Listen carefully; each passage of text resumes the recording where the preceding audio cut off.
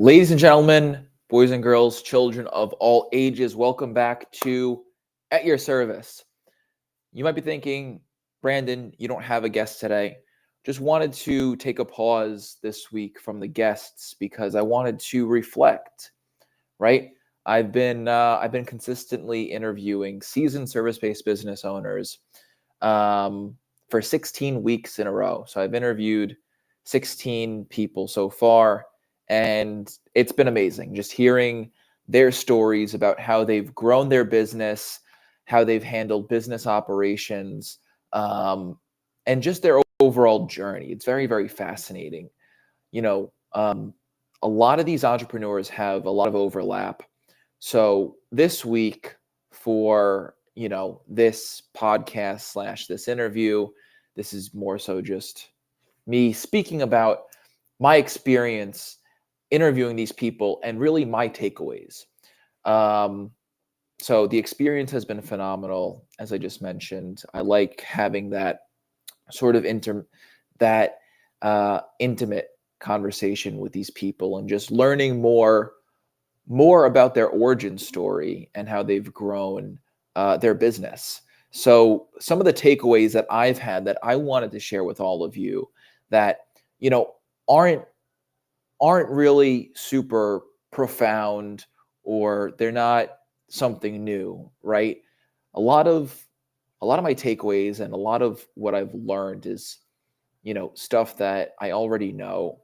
But there's a very important quote, right? Oftentimes we need to be reminded more than we are taught. I think a lot of people, or, a handful of people, I should say, are always trying to seek new information, which is great. It's, it's always good to stay informed, and it's always good to learn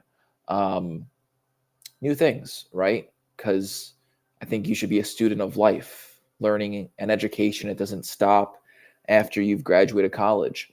So a few takeaways that I wanted to share, and I think these can serve as a reminder to everyone. But the first thing is hard work. I mean, some of these business owners have owned their business for 20 to 30 years, and it's just incredible to see the amount of effort that they've put in. And obviously, in the beginning, it takes a lot of work, takes a lot of sacrifice, a lot of hours, a lot of trial and error. But over time, with hard work, which there's no replacement for, you will see the fruits of your labor flourish. The second thing, and these are in no particular order of importance, the second thing is to actually growing your business. Like, we see movies like Boiler Room and The Wolf of Wall Street, and you get a certain perception about salespeople, right? But every business owner is also a salesperson. You are selling your craft, and sales now it doesn't look like that. From what I've gathered from all the people who I've interviewed, being a great salesperson, it doesn't necessarily come down to being able to, talk smoothly or to try to persuade people. It comes down to being a subject matter expert about your craft, and to really knowing your craft and having experience to back up what you're saying really leads to sales. Like, those are the best salespeople who could speak extensively about, about what they do. And it's, I think it's really incredible just being able to sit down with a person who, they've worked their craft for 10, 20, 30 years, and just hearing them speak in a very detailed way about what they do, I think is one of the best ways to sell your services. The third thing, and this comes as no surprise, and this is something that I'm a huge advocate for. Moving from Long Island to Connecticut, I've had to really rebuild my network, and I still stay in touch with numerous amounts of people on Long Island, and I still have a lot of my network there, because I still have some of my family there. But the third thing that I've seen across all of these seasoned service-based business owners is to really get involved with your community. Being involved not just, in like, call it a BNI or other sorts of networking groups, the Chamber of Commerce, through Rotary, um, and just being involved in your community is one of the best ways to grow your business. And not just being involved, but also to sponsor events, I think is incredible as well. And the last thing, it's not really a tip or a trick, but it's just something that I've noticed. But one of the questions that I pose to everybody who I interview is, what would you do if you weren't in your current line of work?